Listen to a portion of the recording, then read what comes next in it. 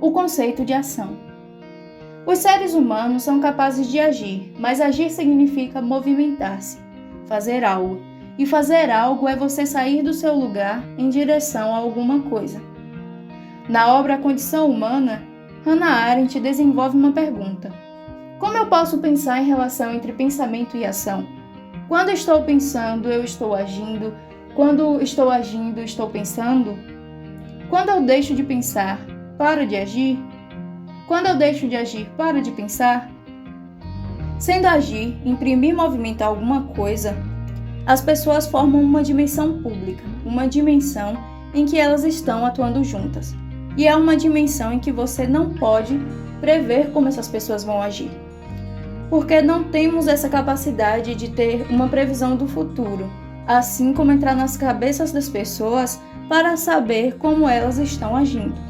Hannah Arendt entende a pluralidade como a existência de pessoas diferentes. A existência dessa diversidade como algo fundamental para a própria constituição do espaço público. Esse espaço público existe porque existem pessoas que pensam diferente, pessoas que são diferentes, pessoas que estão agindo de acordo com suas respectivas individualidades.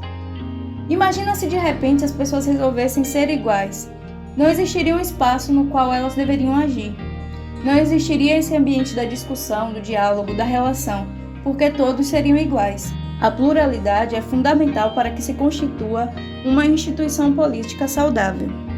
Uma visão interessante nesse sentido é que a realidade não pode ser controlada de forma integral, ou seja, nenhum governo é capaz de manipular todas as pessoas. Por quê? Porque para isso ele precisaria saber como todas as pessoas agiriam, como todas as pessoas pensariam e de que forma todas as pessoas decidiriam, e isso não é possível. Ele consegue manipular algumas pessoas, e outras ele não consegue manipular. O que alguns governos fizeram para lidar com isso seria exterminar aquelas pessoas que eles não conseguiam manipular. Então, existem formas de manipular essa pluralidade. Portanto, a ação possui duas consequências fundamentais. 1. A ação é imprevisível, ou seja, mesmo que eu saiba o que eu quero, o que eu estou fazendo nesse momento, eu não sei até que ponto vai repercutir o efeito da minha ação, até qual pessoa vai ressoar o efeito da minha ação. Isso para Arendt, essa ideia que ações são imprevisíveis, elas também são promotoras de um certo egoísmo, porque não temos a menor noção do alcance das nossas ações. Nós sabemos qual é o efeito delas sobre nós e acabamos nos importando sobre o efeito delas sobre nós, e não com o efeito delas sobre o outro, porque não sabemos como esses efeitos vão ressoar no outro. A outra consequência da ação é a impossibilidade de você voltar atrás uma vez que você age. Essa ação fica marcada na memória. A memória para Hannah Arendt é uma forma de tornar o passado presente. Quando você lembra de alguma coisa, você na realidade está trazendo aquela recordação e colocando no presente. Para Arendt, ela visualiza a ação como irreversível também. Não é possível você apagar aquele feito da memória coletiva e muito menos da sua memória. Uma vez que você agiu, já era, foi. A ação não parou por aí. Ela continua ao longo do tempo e do espaço, e você como a pessoa que deu início àquele movimento. E aquele movimento se solta das suas mãos e atinge várias pessoas. Isso é problemático no que diz respeito à ofensa. Desta forma, entramos no segundo conceito. O conceito do perdão. Nós não conseguimos controlar nossas ações e muito menos manipulá-las, para que somente as ações relevantes na nossa opinião permaneçam na memória do outro.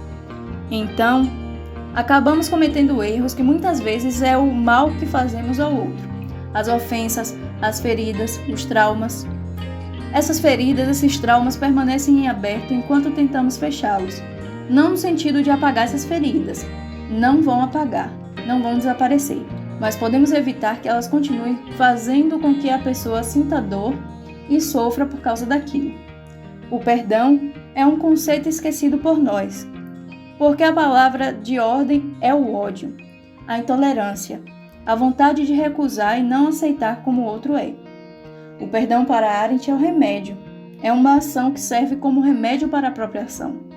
Uma vez que você perdoa o outro, acontecem duas coisas importantes. Você se liberta daquela mágoa que a outra pessoa causou em você, e você liberta a pessoa e permite que ela volte a agir. dando origem a novas ações e a novos movimentos, que podem ser bons ou ruins. Nós temos uma concepção bastante errada, onde, uma vez perdoada, a pessoa não pode errar novamente. E isso funciona por quê? Porque as pessoas continuam errando, porque somos seres humanos, e o que temos que fazer é ter a capacidade sempre afinada do perdão em ativa. Quando alguém nos pede desculpas, sendo sincera ou não, tendo pedido desculpas, nós temos que perdoar, por mais que doa. O próprio perdão já é uma dor por si só, muitas vezes. Hannah Arendt tinha consciência da dor do perdão, e por isso que o perdão é tão importante.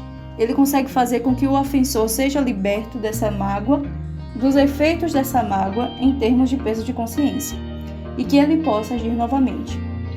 Não perdoar é um mal, é uma prática do erro também. Ou seja, se a pessoa errou, você não vai estar fazendo diferente não perdoando. Você tem uma faculdade que serve justamente para praticar o bem e reverter essa situação.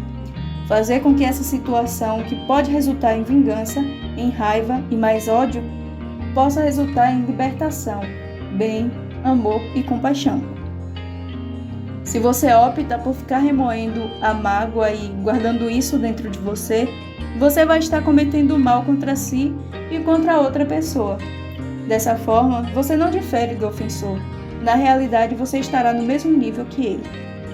O perdão é justamente o remédio, uma cura para essa categoria principal da ação dentro dos dois fundamentos colocados da ação, que é a imprevisibilidade. O perdão serve para redimir a irreversibilidade, ou seja, o fato de que não podemos voltar atrás na ação.